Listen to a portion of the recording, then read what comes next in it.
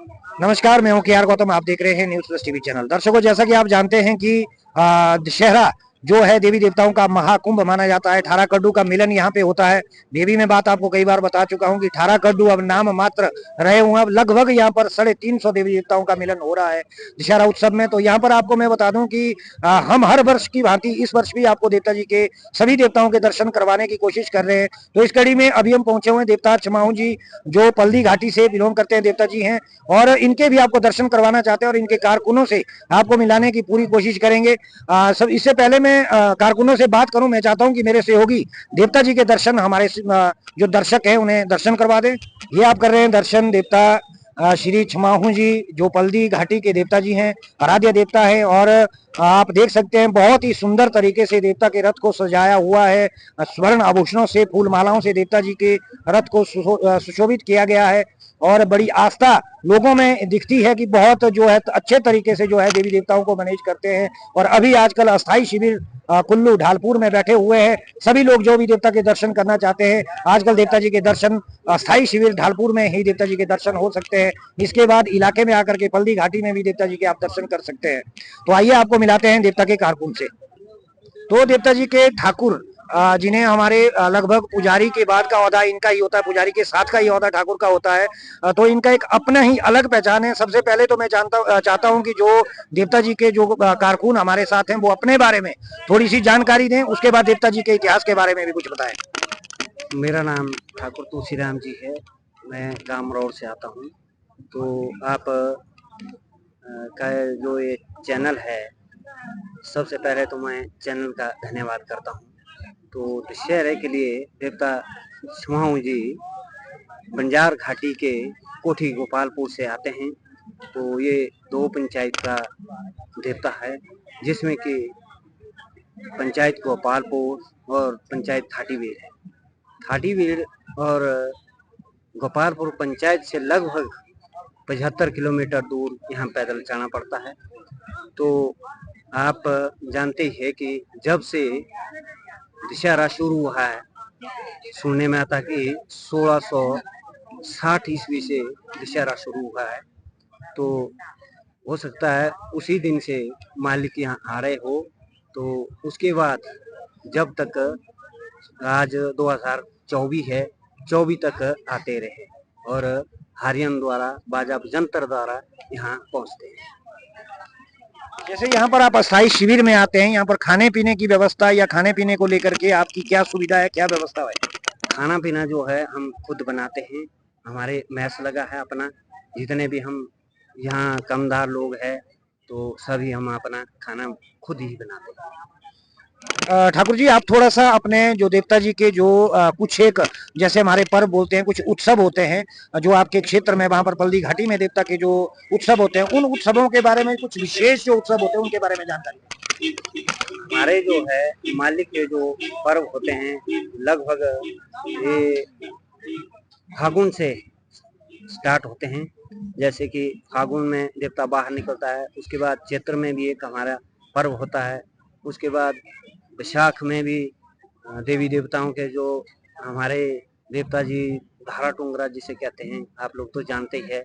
उसके बाद जो है जेठ महीने में हमारा एक पूरी 2 पंचायत में फेरा होता है, जिसे कुजी कहते हैं। तो उसके बाद शाढ़ मेले में, शाढ़ जो मेला होता है वो थाटीवीर में लगता है। तो उसके बाद जो है पूरी पल्दी में चलेगा। तो लास्ट में जो कुजी का एक दोड़ा कहते हैं, तो दोड़ा हमारे बड़ा ग्राम पहुंचते लगभग भद्र के पहले पहले होता है। तो उसके बाद सौज में भी हमारा एक मेला होता है जिसे शहरी कहते हैं। तो उसके बाद दशहरा शुरू होता है। दशहरे के लिए आते हैं। दशहरे के बाद जो है घर जाके लोगों के काम काज जो भी है शादी ब्याह में देखता जाता है। जैसे दशहरे में, जैसे आपको यहाँ पर इसको 18 कड्डू का मिलन कहते हैं, देव महाकुंभ भी दशहरा उत्सव को कहते हैं। इस बारे में आप जानकारी देंगे किस तरह यहाँ पर, किस तरह से, कैसे कैसे आपके देव मिलन होते हैं? जैसे भी मालिक की जो पालकियां होती है, जो हमारे रथ कहते हैं, तो एक दूसरे से जरूर मिलते हैं। जैसे कि 4 छमाहू है, 4 छमाहू में से 2 छमाहू नहीं आते हैं, तो 2 छमाहू आते हैं। बड़ा देवता जो यहाँ थोड़ा ऊपर बैठते हैं, तो ये भी आपस में मिलन करते हैं।